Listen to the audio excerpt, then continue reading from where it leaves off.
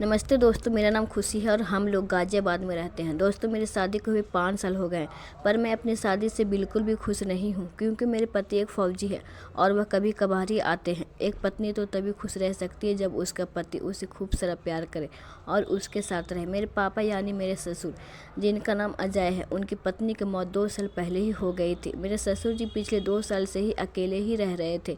ससुर जी की उम्र तकरीबन 54 साल रही होगी, लेकिन अभी वह किसी पहलवान से कम नहीं है। तो दोस्तों, मुझे कभी ससुर असंतुष्ट नजर आते थे। मैंने कई बार उनसे पूछा तो उन्होंने कुछ नहीं बताया। मेरे ससुर जी का एक बेटा और एक बेटी थी। मेरे पति का नाम साहिल है और उसकी पोस्टिंग लखनऊ में थी। ससुर जी अपनी बेटी से अलग रहने पर मजबूर था क्योंकि उनकी बेटी 20 साल की जवान लड़की थी और वह सोचता था कि मेरे से कुछ गलत न हो जाए। वह एक ही शहर में होते हुए भी अपनी बेटी से कम ही मिलता क्योंकि वह नहीं चाहता था कि उसका हाथ अपनी ही बेटी पर लग जाए, इस पवित्र रिश्ते को तोड़ डाले।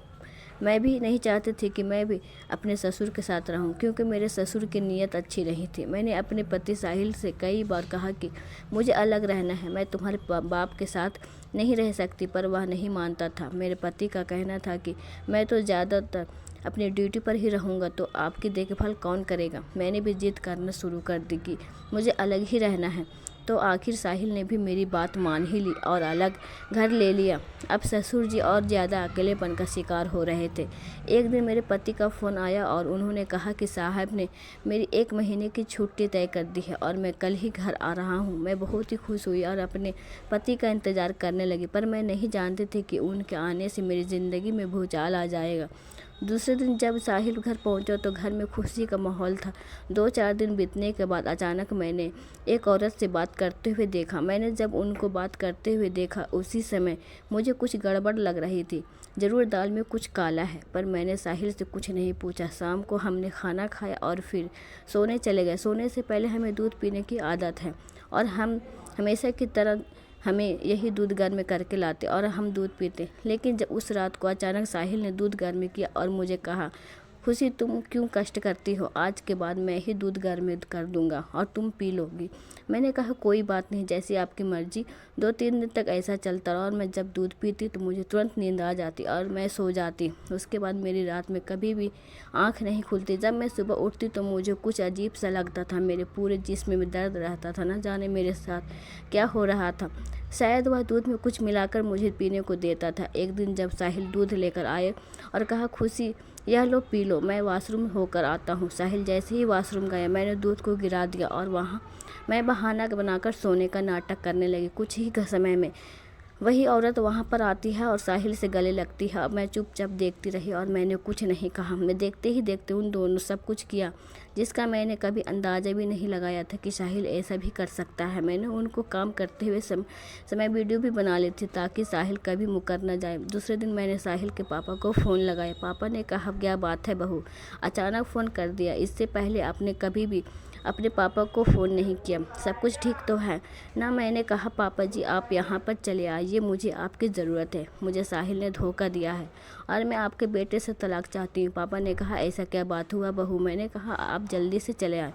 पापा जी यानी ससुर जी जल्दी से अपने बेटे के घर पहुँचा तो उन्होंने देखा कि मेरा रो रो का बुरा हाल हो गया था। फिर ससुर जी मेरे पास आए और पूछने लगा, बहू क्या हुआ, सबसे पहले तो तुम रोना बंद करो।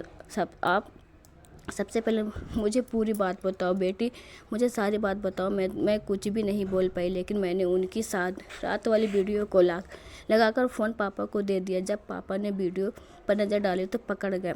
पापा ने पूरी वीडियो देखी रात को, उन्होंने करनामा किया था।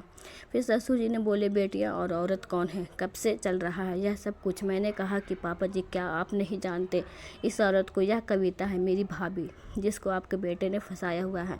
आपके बेटे ने मुझसे और मेरी सगी भाभी से संबंध बनाए हुए हैं। तभी ससुर जी कहने लगा कि यह तो बहुत ही शर्म की बात है, उसको कहीं डूबकर मर जाना चाहिए जो अपनी बहन समान भाभी के साथ ऐसा कर रहा है और दिन रात चिपका रहता है। मैंने कहा कि हाँ पापा जी, मैं यहाँ करवटें बदलती रहती हूँ। ससुर जी जानते थे कि अब औरत के साथ बेवफाई हो रही है तो वह गुस्से और जलन में कुछ भी कर सकती है।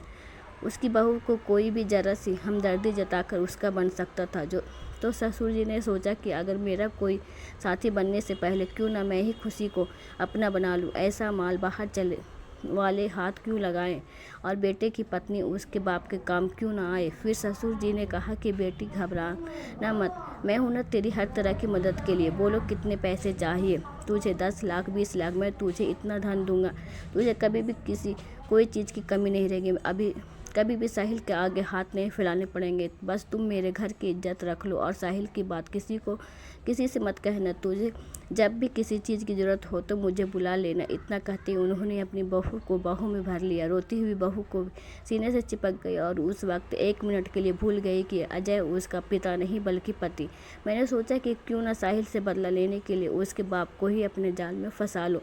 तभी मैं पापा से कहने लगी कि मेरे प्यारे पापा जी, आप कितना ख्याल रखते हैं अपनी बहू का। आपकी हर बात मानूंगी और फिर बहू की बात बाहर नहीं जाने दूंगी। तभी ससुर जी कहते हैं, इतनी समझदार बहू है हमारी। फिर मैंने ससुर जी से कहा कि मुझे साहिल से तलाक चाहिए, उस आदमी के साथ बिल्कुल भी नहीं रह सकती। पापा जी ने कहा, बेटा साहिल को माफ़ कर दो, तुम्हें अभी बहुत सारी ज़िंदगी काटनी और अकेले कैसे काटोगे। सोच समझकर फिर मैंने सोचा पापा सही तो बोल रहे हैं, पर मैं साहिल को देखना भी पसंद नहीं करती थी। पापा ने साहिल से कहा कि बेटा अपनी पत्नी की संभालो, नहीं तो यह तेरे हाथों से निकल जाएगी, फिर बाद में पछताने के।